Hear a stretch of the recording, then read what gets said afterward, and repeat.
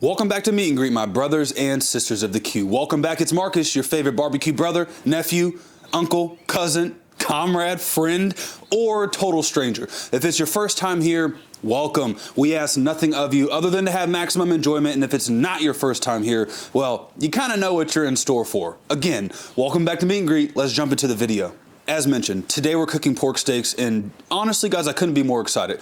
I live in the Midwest, about an hour away from St. Louis on one side, Kansas City on the other side. St. Louis is home of not only the St. Louis rib, which is well known in the barbecue community, but St. Louis is known for the St. Louis pork steak. Now, don't get me wrong, guys, pork steak is cooked all over the United States. You have Hill Country Barbecue in Texas, which is direct heat, over the coal style cooking. You have Carolina style barbecue, which again is over the coals, as well as a myriad of other styles of barbecue, which uses direct heat cooking. My point is the following. Growing up so close to St. Louis in the Midwest, pork steak is like cookout barbecue 101. I mean, there is not a cookout that happens in the Midwest where someone is not grilling a pork steak. So today I figured I would give you guys my go-to pork steak 101, just the basics of a good thick cut pork steak. I'm gonna show you guys my mop. I'm gonna show you guys my rub. And then we're just gonna cook it in a dual heat environment. I'll show you guys how I set that up in a second. So let's break out the kettle. Let's get these pork steaks chopped, seasoned, and on the grill, and we'll go from there.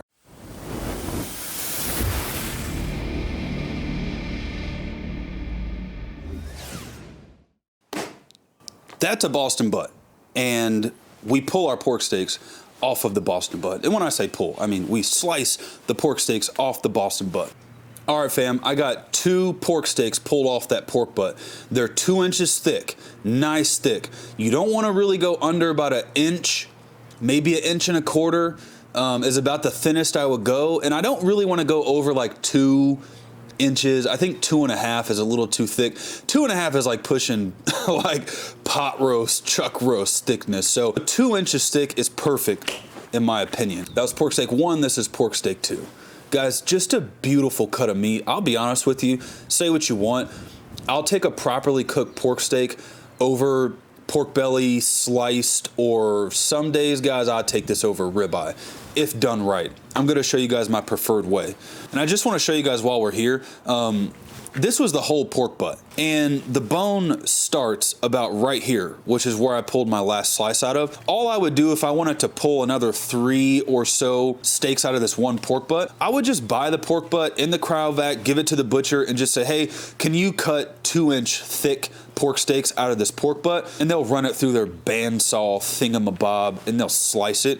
You'll just have the bone in, but bone, more flavor. For me, I got a sausage series coming up as a teaser, a little breadcrumb, and I'm gonna save this pork butt for my sausage series. So I'll move that to the side, and I got my 2-inch thick steaks. Let's get them seasoned up, and then let's get them on the kettle grill.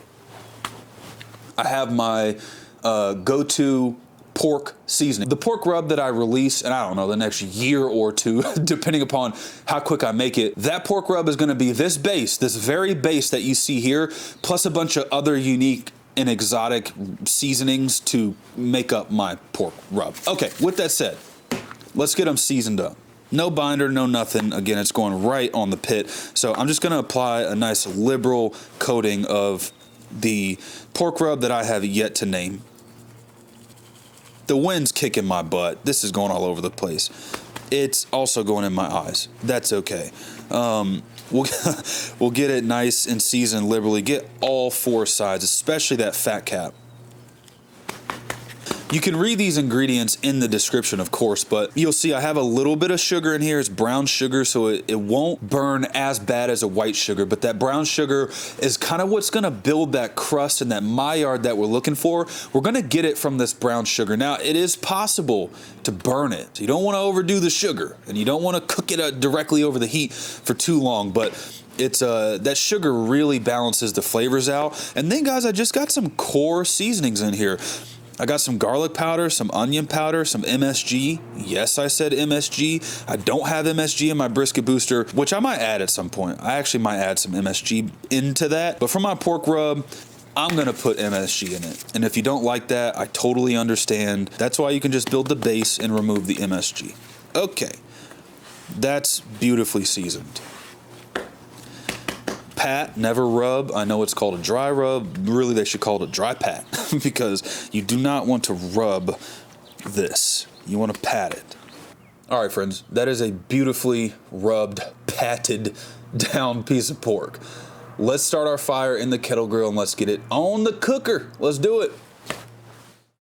All right, y'all, so I have a chimney full of briquette charcoal. You could use lump charcoal. And in any other scenario, I'm a huge proponent of lump. There's many reasons why I prefer lump charcoal over briquette, but for this application, I take briquette. Briquette doesn't get as hot as lump, and it burns a little longer, more consistently. The key with a good pork steak in a kettle grill like this is you want to do dual zone heat, meaning one side has no heat, no charcoal, just open, and then the other side is your heat source. And then on top of that, you want to ensure that the charcoals are shallow to the bottom of the kettle grill. You don't want to build a big, massive heat source on one side because you're going to burn your pork steak, which allows you to get this really unique, smoky, fat caramelization thing as you mop the pork, and then the pork fat renders and it drips on the coal and it sends that smoke back up.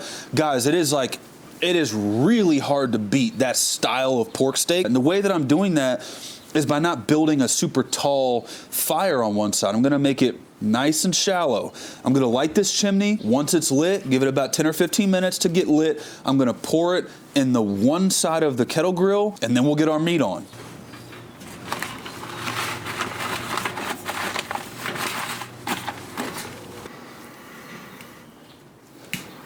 Oh yeah. Guys, I just use the bag from the charcoal. I just rip the top edge of the bag off, and then I stuff it underneath, light it with my Searing lighter, and give it 15 minutes, and this puppy will be rip-roaring hot, and then we'll get in the bottom of the kettle grill. Now remember I told you guys you don't want these charcoal to be all over the bottom, right? But we also don't want it stacked too high.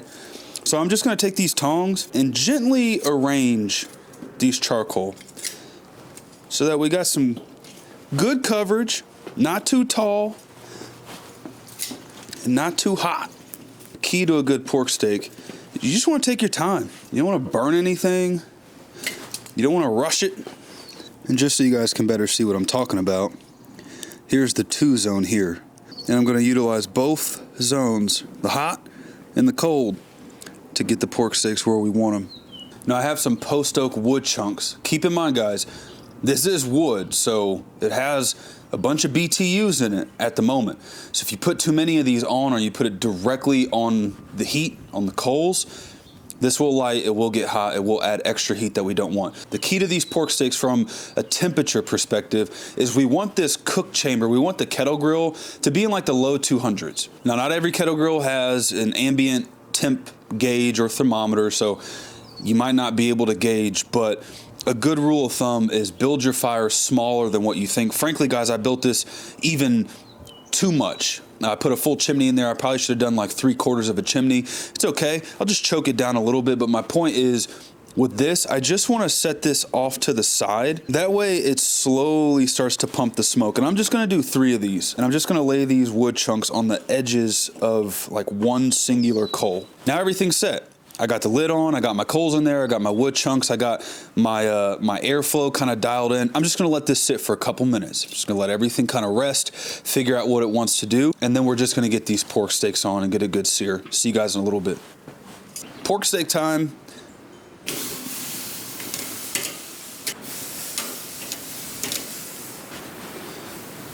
I got my 2 slices that I pulled 2 inches thick, and then I got my little shiner right here. So much of pork steaks is all about the look and the feel. I'll talk to you guys about temperatures later as far as when we're gonna pull these, what temp they're gonna be at when we pull. But the name of the game right now is just letting those coals do the work. Let's get that Maillard going. Let's set a good sear on both sides. Just gonna put the lid over. We'll check back in a couple minutes to flip. I'll show you guys what the sear side looks like once we flip it. And we're just gonna play this game back and forth. Once we get the color that we're looking for, we're gonna move them off the heat and we're gonna prepare our mop. I'll see you guys in a little bit. Flippity-doo-dah, flippity-day. That's what we want, folks. Oh yeah. Again, family, we're not cooking steaks, right? We're not searing this off in grapeseed oil at just astronomically high temperatures. We're slowly letting the Maillard take effect. For reference, this is what flip number 1 looks like. Nothing crazy. We got some sear going on, but again, it's not anything crazy. See that? Oh yeah, that's the good stuff. We got the fat right in there starting to bubble up on us. All right, y'all, so we have the color that we're looking for. I seared these probably, again, on this kind of medium type heat. I seared these for probably 2 to 3 minutes aside, and we got just the color that we're looking for, and it's already starting to render out that fat. And again, I told you guys, something about that pork steak, when that fat drips down, kisses the top of that coal, it sends back up. One of the most aromatic experiences you will ever have. Now, I'm gonna move these off the heat. Not too far off. I'm just gonna line the fat cap side, which is right here. The fat cap side, I'm just gonna line facing towards the edge of my coal base. From this moment on, family, we're just gonna play a very intricate game of moving the meat to the coals and off the coals and to the coals and off the coals and flipping and flipping and flipping. And during that whole process, we're just gonna mop these with a mop that I'm gonna show you right now. In this bowl, I have a good chunk of seasonings, and then I have a 1 whole red onion and 1 whole lemon, thinly sliced. Again, in the description, I will leave the exact proportions of this mop sauce. But essentially what I'm gonna do is I'm gonna take this 1 gallon of distilled white vinegar. I'm just gonna pour it in this pot. And I know you might be thinking, my goodness, that's a lot of mop sauce. And it is, but I'm making a big batch and I'll have it for the next month or so. If you don't want that much, just adjust accordingly. And then I have all my seasonings, as you can see in the bottom of this bowl, my lemon, my onion, and I'm just gonna dump it all inside of that vinegar. To this vinegar, I'm gonna add 2 sticks of butter. I'm gonna turn this burner on and I'm just gonna let it simmer on a medium low for 3-5 minutes, something like that. And then I'm just gonna start mopping and flipping these pork steaks until they hit about 95, 200, somewhere in there.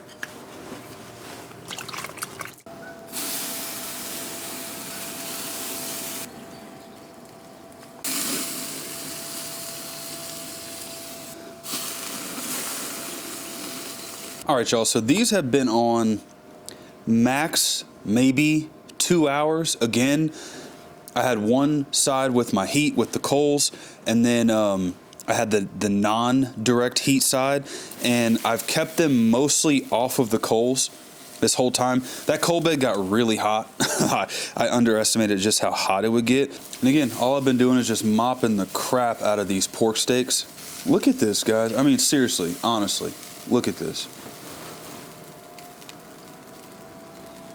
Just beautiful. It's got that char that you want at any good cookout. Still not burnt by any means. It's just got that color, got that char. Something about mopping these like that, it just really does something special. All right, y'all, so I got this pork steak off the kettle. It was temping at about 190 degrees internal, which is almost right where I want it. It's feeling pretty probe tender. It feels tender to the touch, but all I want to do is stick this butter underneath it like that, and then I'm going to take my mop and I'm just going to drizzle this mop. Not a bunch, just enough. And I'm going to wrap this sucker up. 10 minutes max, guys. My fire is pretty much burned out. There's some residual heat in there. Again, it temped at 190 degrees internal. I just want to finish this right at about 200 degrees. If you go over too much, you're going to overcook it. It's going to be dry. 198, 203, somewhere in there. You just got to go off feel. Again, I'm just going to get it back on the grill just for a little bit, just enough to melt that butter, tenderize this pork steak just a little bit, and then I'll pull it off. I'll rest it on my countertop for 20 or 30 minutes and we'll slice into it. See you in a little bit. Last, we have a pork steak. Okay, my friends, can I just... Oh my goodness. Look at the drip. Guys, look at the drip off my finger. That is butter.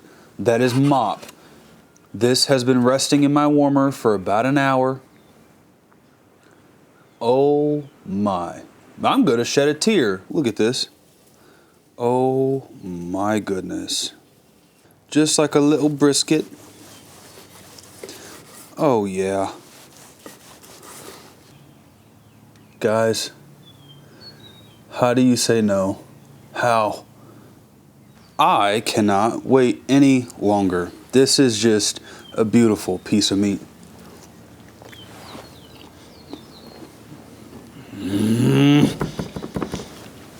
Yes, guys. I'm not even... Don't do it. Don't do it, Frisbee. I'm not going to do it. I'm not going to freak out. Dude, this is good. Oh my gosh, that's what it's all about. Oh my goodness.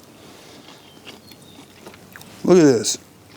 Guys, look at the glisten. Yes, glisten is a word. Look at the glisten. That's a slice of that pork steak. Oh, that's to die for. Honestly, just gonna level with you from one barbecue nerd to the next. Arguably, this is the best bite of barbecue I've had this year. I can't lie. Oh my gosh. I cooked this for about 4 hours. All in, it's 4 hours. I rested it for about 30 minutes or so, somewhere in there. Cooked it for 3.5 hours, somewhere in there. Guys, I didn't use a temp gauge on the grill. I just didn't. I just set up my dual zone. One side was hot, one side wasn't hot, and I just flipped it back and forth. I mean, there is no science. I just literally put it on the heat, took it off the heat. Put it on the heat, took it off the heat. Mopped it, didn't mop it. Mopped it, didn't mop it. And I just did that until I got the color that I wanted. Once the color was there, I cooked it the rest of the way off of the heat. You saw me wrap it in that butter, in that mop, wrapped it in foil, put it back on the grill, 10 minutes max. Just wanted to give it enough time to melt that butter in there. And then, like I said, I rested it for about 30 minutes. This is what I remember, guys. This is barbecue season. This is family, fellowship, food. It's hard to beat. Oh, and it's tender. And oh my gosh. Found this in the cabinet. Lily's Gold barbecue sauce. South Carolina mustard. I don't know. Let's put some mustard on it. Does it need barbecue sauce? No. Am I gonna put it on anyways? Certainly. Oh my gosh. Look at that freaking bite.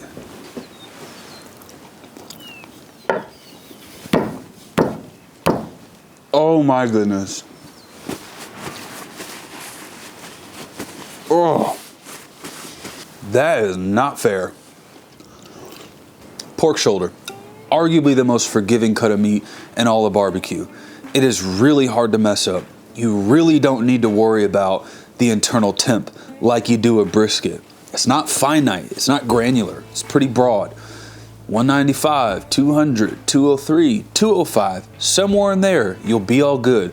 There's enough intermuscular fat to where it's pretty difficult to dry this thing out. So all that to say, do the pork steak. Trust me, you won't regret it. And guys, even if you do overcook it and just dry the thing out, it still tastes delicious. It's still tender.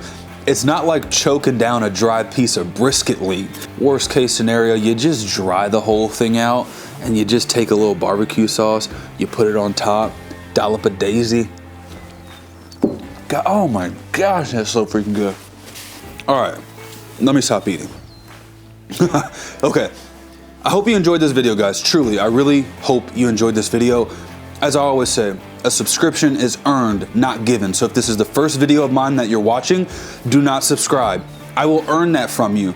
Go into my catalog of videos, climb through it, watch whatever fits your fancy, and at the end of all that, if you think it's worth subscribing, feel free to throw me one. And if it's not your first time here and you still haven't subscribed yet, what are you doing, family? Throw your boy Frisbee a subscription. Help me out. I'm bringing more barbecue content. I got a lot in the hopper. So with that said, big frizz, meet and greet, as always, love you guys. Over and out.